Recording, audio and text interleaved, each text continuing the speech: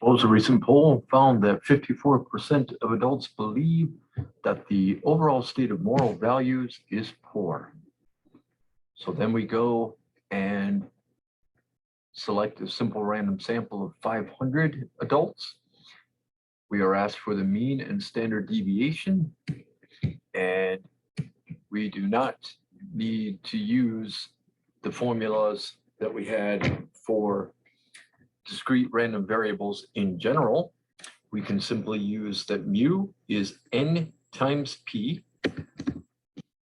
So that would be 500 times the 54% expressed as a decimal. We have a mean of 270 then. The standard deviation is the square root of all of n times p times 1 minus p with 1 minus p in parentheses. Since we've already found n times p, I'll multiply that by 1 minus 0.54. Minus sign. Just a moment, you'll see the screen again. Well, you can see it still. Okay, minus 0.54. Without the square root, that is the variance. So I take the square root of that. I could have done that over all of that in the beginning. Square root of the previous answer. Let me get something out of the way here. Let's see. Hold on a second.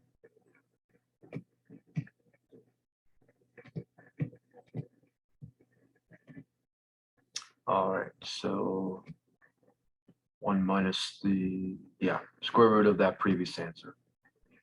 They wanted it rounded to one place, i.e. the tens place. There we go. So that's going to round down to 11.1.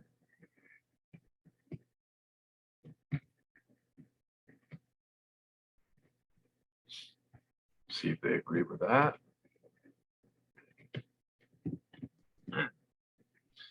All right. So since we were doing this sample with 500 adults, then one of those choices is out. We want to have the same sample size discussed. And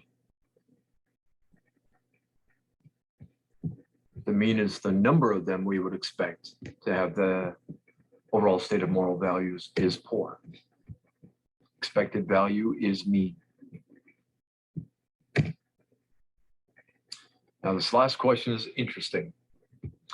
Got two options for calculating this. What's the probability that exactly 259, which by the way is kind of close, kind of not, compared to 270. But I'm going to show those two options, and neither one is the one that we want. So let's see here.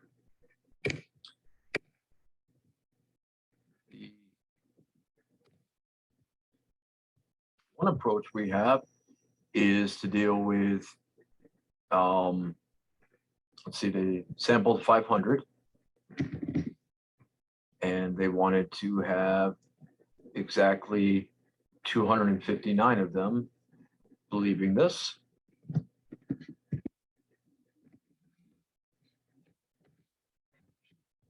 probability of thinking this was 0.54, and we'd raise that to the same value of R, 259. Double checking that. Oop. Yes, 259. Okay, let me get out of that screen. And then we would multiply it by 1 minus p.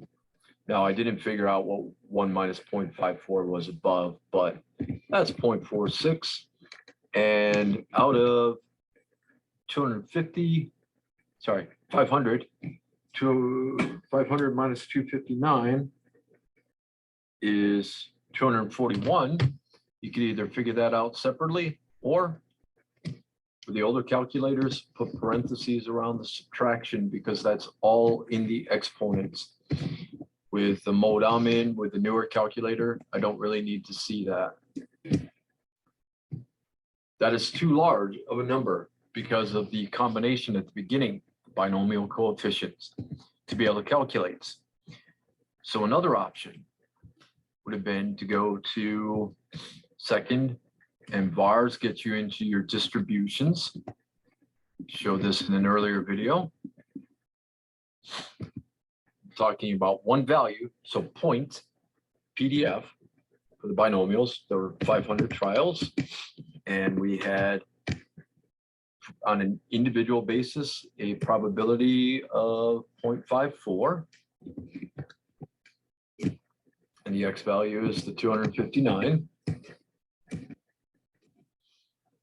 Now it can calculate it, and that is less than 0.05.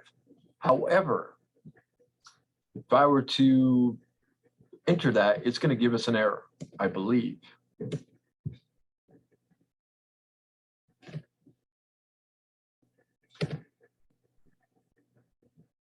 Okay, I was correct. So what's going on? Well, with such a large value of n, if you were to graph like we did in some earlier questions, that 0.64 is 0.54. That's kind of close to the 0.5, but even if it wasn't, if n was big enough, then we could have a graph that would look closer and closer to a bell curve for normal distribution. So we check whether the variance is greater than or equal to 10. 0.54, 1 minus p was 0.46. And when I do that multiplication, I'm getting 124.2, which is greater than or equal to 10. So then we know by the empirical rule that within 2 standard deviations of the mean, you've got about 95% within those 2, so that out in the tails, you have about 5%. We just calculated earlier that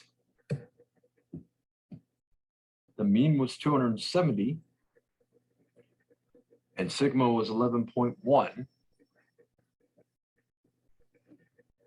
Multiplying the sigma by 2, we've got 22.2.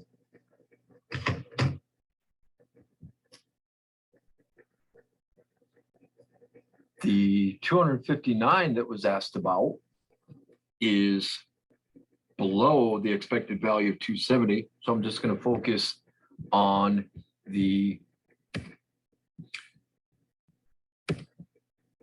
subtraction portion there. 270 minus 22.2. Let's see, 250, 248. I believe we're going to have 247.8. I'll double check that. Yes. So our 259 is somewhere in here.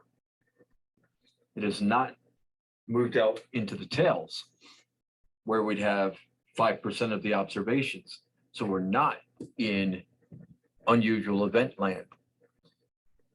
Probably since n was so large, and because the variance is greater than or equal to 10, probably for every particular value of x where you calculate an individual probability, or even if you add up a few, in a lot of those cases, you would have something below 0.05. So this one, because the variance was greater than or equal to 10, compared to the empirical rule, and we are not out in the tails that comprise of a total of 5%. We are not in unusual event land.